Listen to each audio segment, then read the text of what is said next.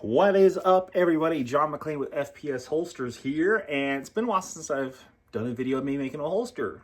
My brother-in-law needs a holster for a 1911 that he won at a giveaway, Quail Forever or something like that. So I figured this would be a cool time to make a video on making a holster. So the one we're making is going to be for an outside the waistband, right-handed, for a 1911 with the standard 1911 frame and cut, so no rail system. And we're going to do a dual layer, so it's going to be foliage green on the outside and the FDE brown on the inside. We're going to throw a tech lock on this one so that he has the ability to take it on and off nice and quickly. He doesn't really run QLS stuff. And the foamy clip, he has that on the inside the waistband holster that I made for him. So we don't want to use the foamy for outside. A little bit more secure using the tech lock. So we're going to go that route. And cool. So press is heating up and we'll get it going. While the press is heating up, I guess we should go ahead and get the blocking done on the mold. So I'm going to show you how we get that done right now. Okay, so as far as blocking for QLS or tech lock, I've just been running this blocking mold for everything. It makes it easier, especially if I have one order for a gun that's using tech lock and then another one wants one for QLS. Like, instead of taking this off just because I was running it only for QLS and putting the other one on that is just a T piece, I've just been running this. And if it's a tech lock, then I drill the hole pattern for the tech lock. And if it's QLS, I drill the holes for QLS. And that has helped cut down on how much blue tape I've been using and how long it takes to swap from holsters to holsters and stuff. So we are going to get everything we need squared away, hopefully. So let's see where we're going to be doing. So I tend to run my connecting pieces to whatever belt attachments right around towards the back of the trigger guard. I find that it's a pretty decent balance point. And that looks like it's going to be somewhere right around that area. So now we just need to find some way to secure or stabilize that portion. So this side's going to need some stabilization too, because if you just secure it like this, once you turn the vacuum on, the vacuum will pull this part down and offset it so it's angled. So we're going to actually want to stick, let's see if one piece will be enough to stabilize that. One piece of aluminum.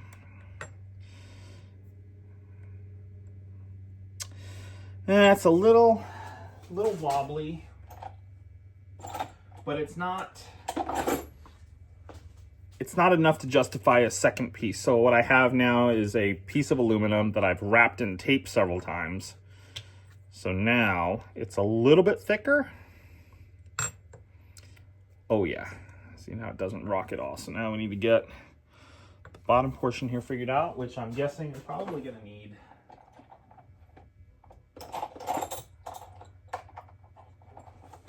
maybe a double. Let's see what a single with some tape wrapped around it looks like. That actually doesn't look too bad.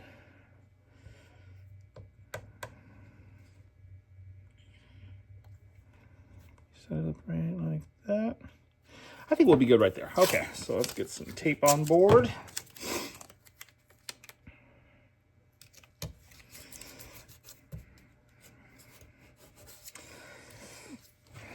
I find that this connecting piece is actually a lot easier to tape down as well than the tech lock for whatever reason. But I don't know, maybe it's just because I think it's this portion that I like taping down easier because it kind of helps me pull away from the trigger guard a little bit at an angle so that when the Kydex presses down, it creates more of a ramp versus a suction that goes inward. And that can create issues when we're removing the Kydex. It pulls all the blocking out and gets stuck because the Kydex is hardened. So you have to like reheat it just enough to make it soft and pliable enough to remove the mold, but not so soft that you ruin the mold. So I just like to get a little bit of tape wrapped all around here. One more piece on the bottom. Okay. Now we're going to use our trusty hole punch here, a nice 223 bullet.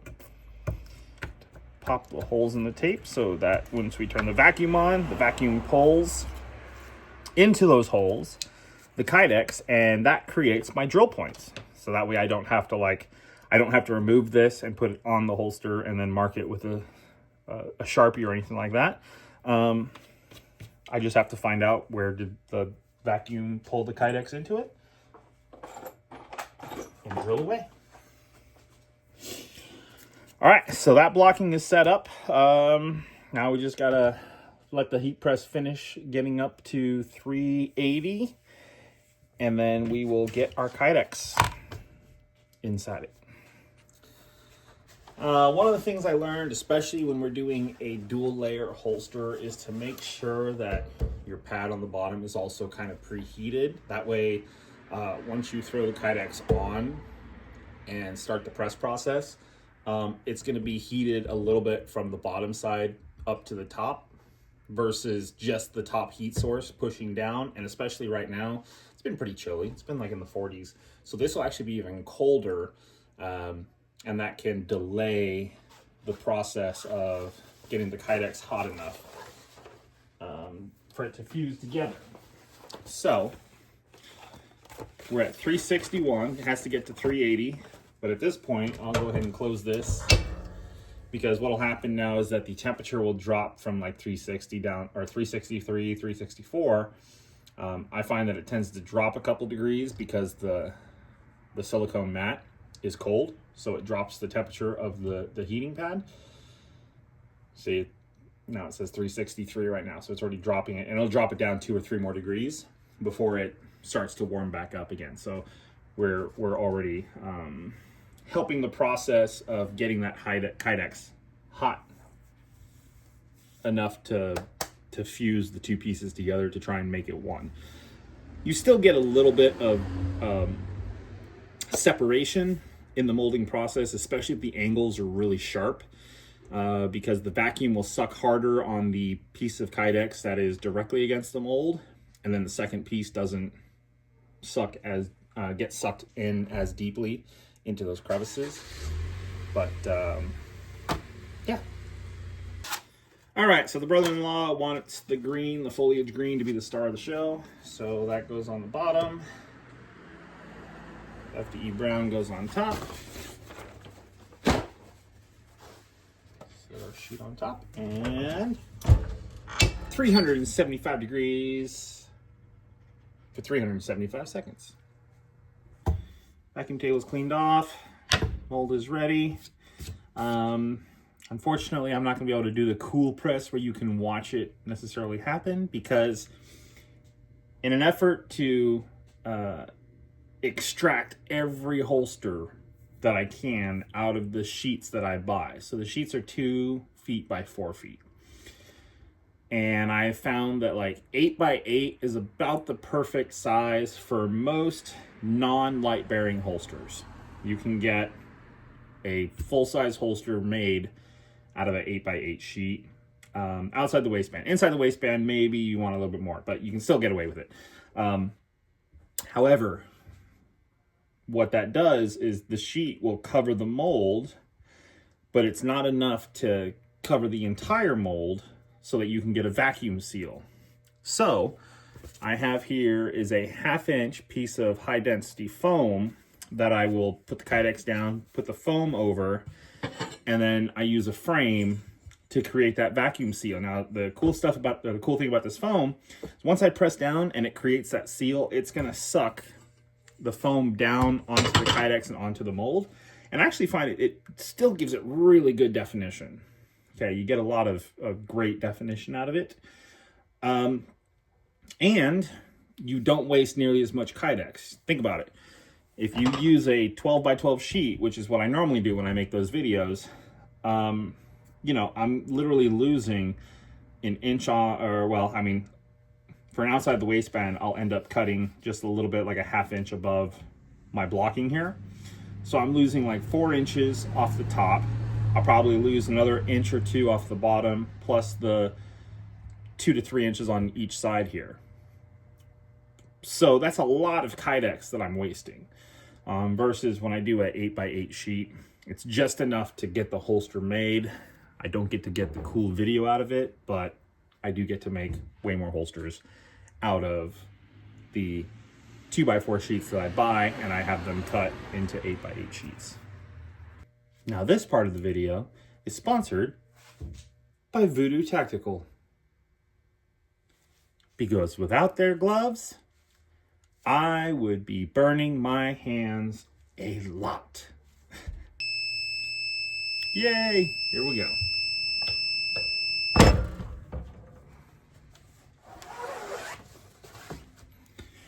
Beautiful. So you can see what I mean. It doesn't go all the way to the edges, but once we take the foam, set it on top, use the frame, turn the vacuum on.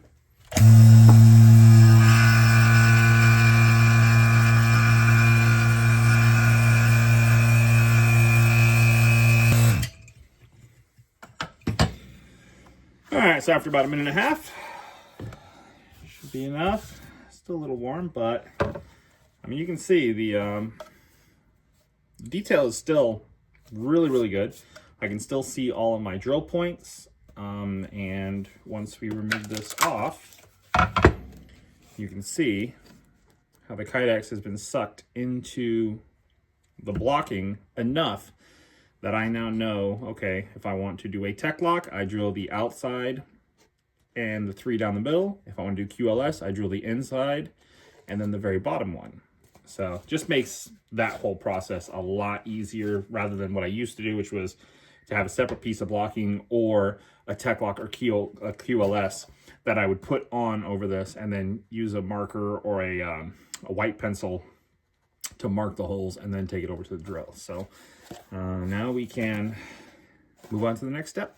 Okay, well, in my morning haze, I forgot that I was going to record this holster. So I've already done the holes and the 2 basic rough cuts. One, I just do kind of a square cut, and then the second cut with my scroll saw is to make the ejection chamber. Oh, it actually needs to go down a little bit further. Okay, you can watch me do that.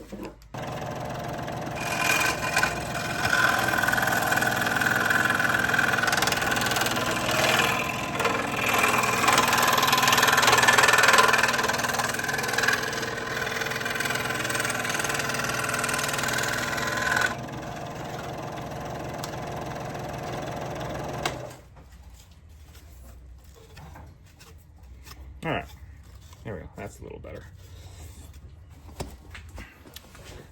I know what you're thinking. Why did I think it needs to be a little bit lower?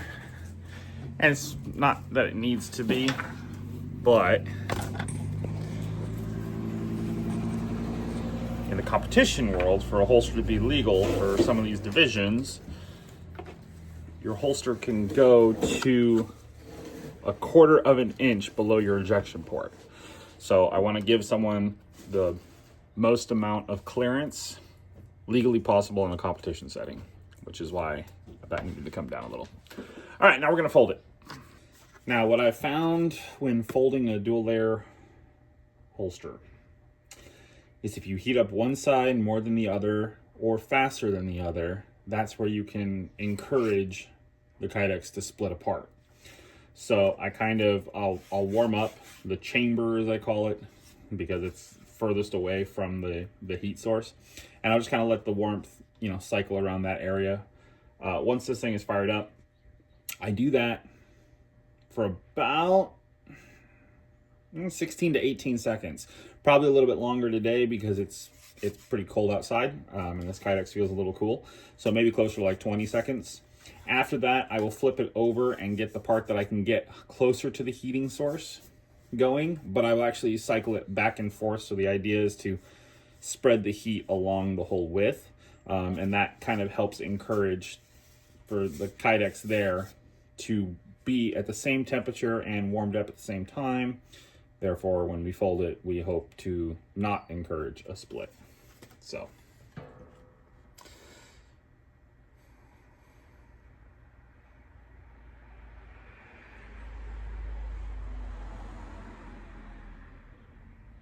The dual layer Kydexes definitely take quite a bit more time, love, and care to get done. But man, when you get finished, they look so cool.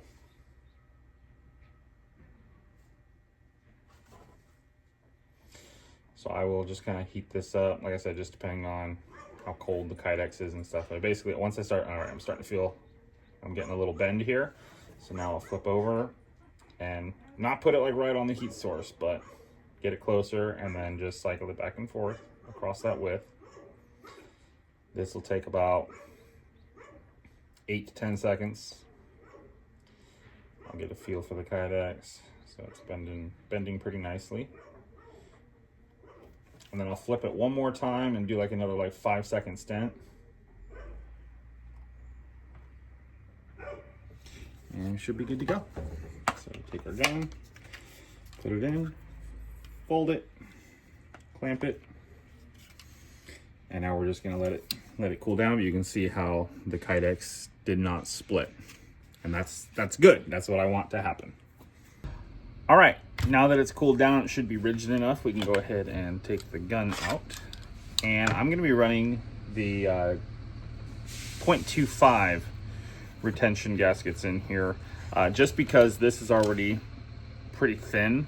And if I go with the 375s that I normally do for Glocks and whatnot, when you go to tighten down that retention, that rubber gasket can squeeze and compress so much that it starts to compress against one another, and it limits how tight you can actually get the holster. So by starting this route, I mean, I can always go to the bigger gaskets, but in my experience, this will be sufficient. Meaning you'll be able to get it loose enough that you can rip it out of the holster in a competition setting, but you can also tighten the retention down enough that if you were doing some running and gunning, you can tighten it down enough that you don't risk the gun flopping out of your holster.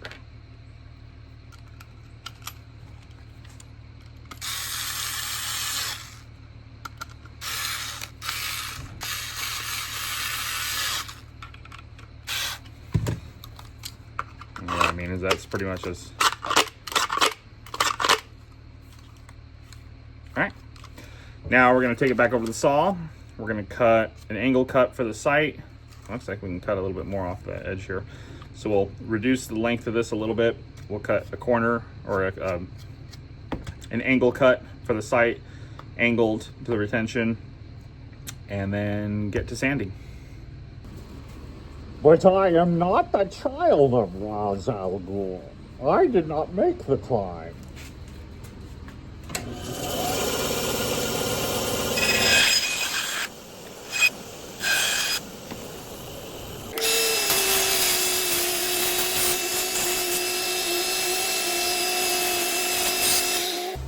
Oh yeah, we're looking good. All right. See those two over there? I don't know.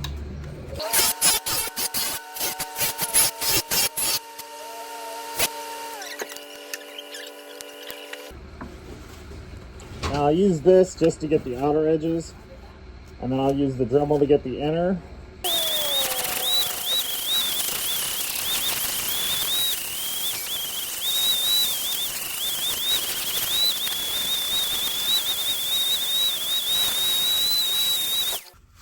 All right, we're gonna wash it out a little bit. There's one spot where you can see the Kydex split a little bit, so that'll be a real simple fix. I'm just gonna take the heat gun, heat that area up, and press those two pieces together, and they'll close up that hole. But other than that, just about ready for the final hardware. Okay, so for this particular holster, we're going with the Tech Lock. Like I said, I know he doesn't run QLS, and I'd like him to have something that grips on a little bit more permanently than just a standard foamy clip. So we're gonna go with the Tech Lock. We are also gonna go ahead and Loctite these screws down, just due to the fact that, you know, I don't want the screws to come out. Now, when I buy the Tech Locks, I have them include hardware, and for some reason they only include two T-posts, 2 screws, and 2 washers. I like having a third point of contact, so I add the third point out of my own inventory. So I have to buy extra pieces for this, but no biggie. All right. Do a little dab there, a little dab there, and then a little dab there. Little dab will do ya.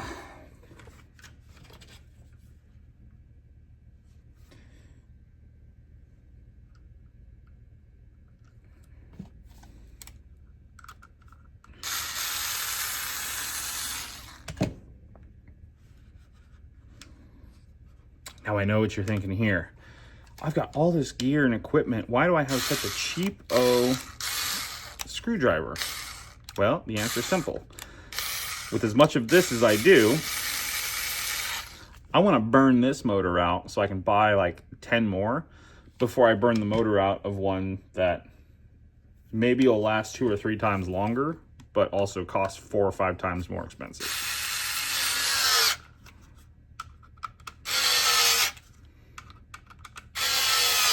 And really the only downside that I've noticed is this one doesn't screw in and out nearly as fast, but that does kind of save my fingers from getting ripped up when I'm holding onto those T-posts. So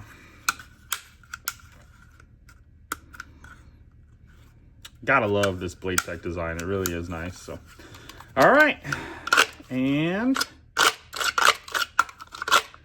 yep, I think that'll do. Let's throw it on my hip real quick and see if it makes me look good. Okay, so in order for me to test the retention, the way I like to test it from a competition standpoint, in the loosest position, I should be able to scoop draw the gun out of the holster without an issue. And then I will tighten the retention down, and I should be able to do some jumping jacks, burpees, whatever, without the gun shifting at all out of the holster. So it's in its loosest configuration right now. And scoop draw, nice and easy. Boom, just like that. All right, so we're gonna tighten it down.